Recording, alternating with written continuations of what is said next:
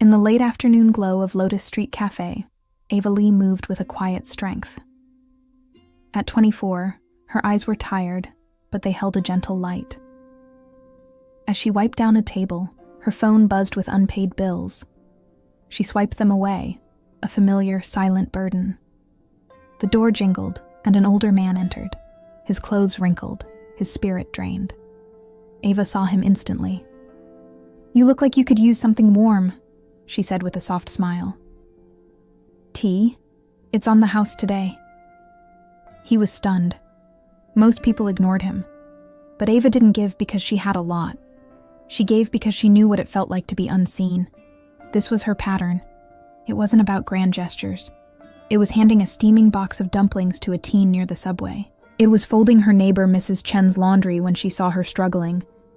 It was quietly tucking money into the tip jar for the exhausted cook, or helping a student with homework during her break. She didn't announce it. She didn't record it. She just lived it. She didn't have much money. She didn't have spare time. One day, Pastor Elijah walked in.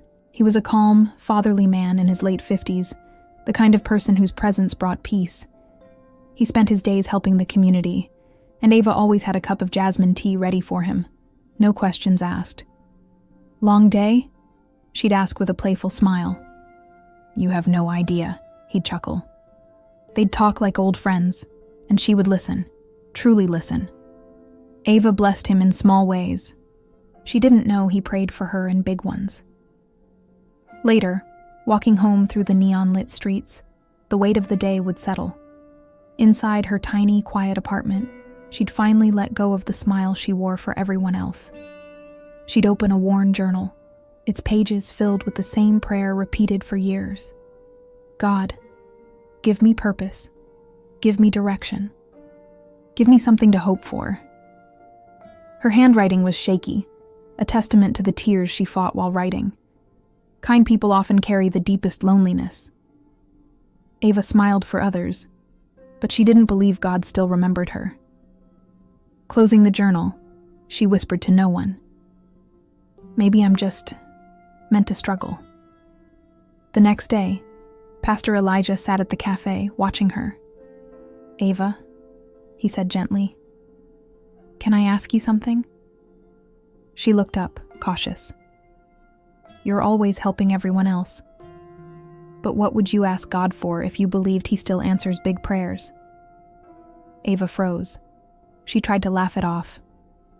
"Oh, Pastor, I'm fine. Others need prayer more than I do." He shook his head. "That's not what I asked." Her eyes glassed over. Before she could answer, he pulled an envelope from his bag. A donor gave a full scholarship. Tuition, books, everything. They told me to give it to someone who quietly blesses others. And God put your name on my heart. Ava's breath stopped. Her hands shook as tears rose instantly. Her old dream of becoming a nurse, the one she had buried under years of life saying no, was suddenly possible. She didn't ask for this blessing. She didn't pray like she used to. But God remembered every unspoken desire she tried to forget. She sobbed quietly, joyfully, covering her face with trembling hands. Later that night, at home on her knees, the scholarship letter lay on the floor. Her journal was open beside it. She traced her fingers over a prayer from 2 years ago. "Please, God, I want to help people. Show me how." She cried harder, but this time with pure joy. "You didn't forget me," she whispered. "You really didn't." A warm light seemed to fill the room, glowing around her. Weeks later, Ava walked confidently into her first day of nursing school. Scrubs pressed, backpack on, with the sun at her back. Her smile was real now. Whole. Ava didn't chase a blessing. She didn't manipulate, beg, or bargain.